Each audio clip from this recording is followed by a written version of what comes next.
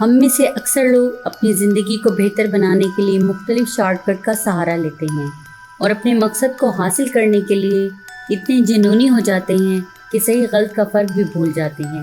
Maggi کو اس restaurant میں کام کرتے ہوئے 6 ماہ کا طویل عرصہ گزر چکا تھا، مگر اس کے بوڑھے کھڑوس باس نے اس کی تنخواہ میں 1 پینی کا بھی اضافہ نہیں کیا تھا۔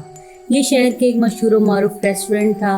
میگی کی آدھی تنخواہ تو مختلف پارلرز کے چکر لگانے میں صرف ہو جاتی تھی، باقی اپارٹمنٹ کا کرایہ اور مختلف خرچے ہر ماہ اس کی جان کا عذاب بن جاتے تھے۔ یہ پہلا موقع تھا کہ وہ کہیں ٹک کر کام کر رہی تھی، ورنہ تو وہ ہر 2 ماہ بعد دوسری نوکری تلاش کرتی نظر آتی تھی۔ اس کی وجہ سائمن تھا، جو ہر ویکینڈ پر وہاں اپنی گرل فرینڈ کے ساتھ آتا تھا۔ سائمن پہلے ہی نظر میں میگی کے دل کو بھا گیا تھا۔ میگی کے دل میں اس کے لیے محبت کا جذبہ ابھرا تھا۔ ویسے بھی سائمن امیر تھا، وہ اس کے ساتھ اپنی من پسند زندگی گزار سکتی تھی جس کے وہ خواب دیکھتی آئی تھی۔ باوجود اس کے کہ سائمن کسی کے ساتھ ریلیشن شپ میں تھا، پھر بھی وہ اس پر بری طرح فریفتہ ہو گئی تھی۔ اس نے سائمن کے بارے میں ساری معلومات اکٹھی کر رکھی تھی، وہ کہاں جاتا ہے، کیا کرتا ہے، اسے کیا پسند ہے، کیا ناپسند ہے، ہر ایک بات اس نے اپنی ڈائری میں نوٹ کی ہوئی تھی۔ جلدی سائمن کی سالگرہ آنے والی تھی۔ میگی نے اس دن کے لیے بھرپور تیاری کی ہوئی تھی، وہ اسے سرپرائز گفٹ دینے والی تھی۔ ادھر بیچارہ سائمن، اسے تو پتہ بھی نہیں تھا کہ کوئی اس پر دل و جان سے فدا ہے۔ سالگرہ کا دن آ چکا تھا۔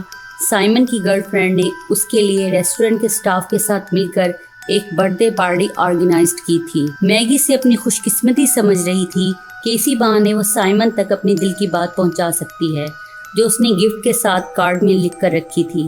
اس دن میگی خوب دل لگا کر تیار ہوئی۔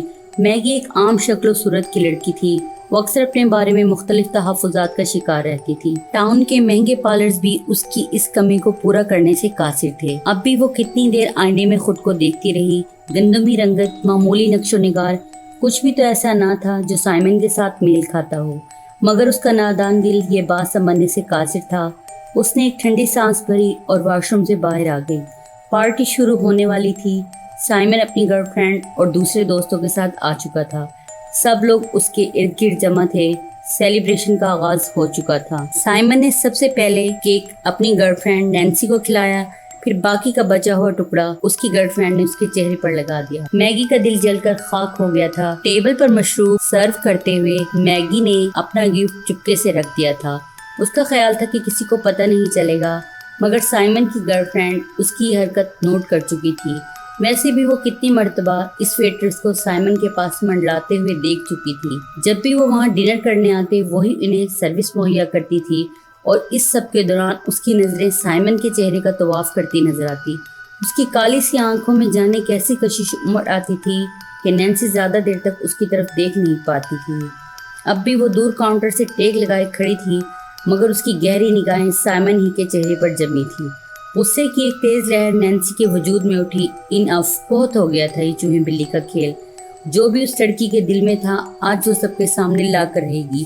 ایک معمولی ویٹرس، وہ کیا سمجھتی ہے خود کو، سائمن کو اس سے چھین لے گی۔ سائمن کا ارادہ گفٹ گھر لے جا کر کھولنے کا تھا، مگر نینسی باضد تھی کہ وہ یہیں سب کے سامنے اس کا گفٹ کھولے۔ نینسی کی فرمائش بھلا وہ کیسے ٹال سکتا تھا؟ نینسی نے سب سے اوپر میگی کا دیا ہوا باکس رکھ دیا تھا۔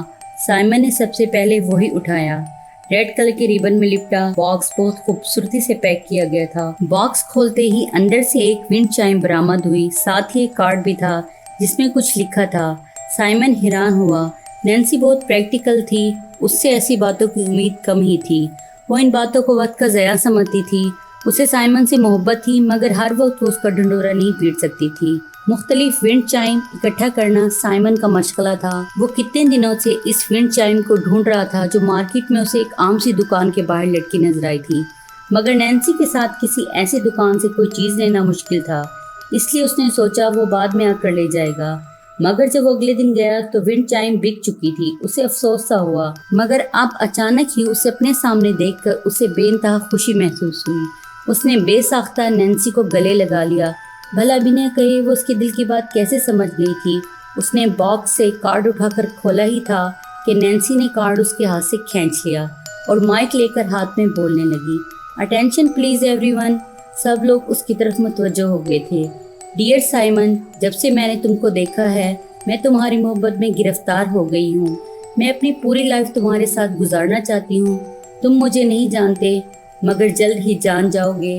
لو فرام میگی. میگی؟ یہ نینسی کس کا نام لے رہی تھی؟ کون میگی؟ سائمن نے اس کے ہاتھ سے مائک چھین لیا.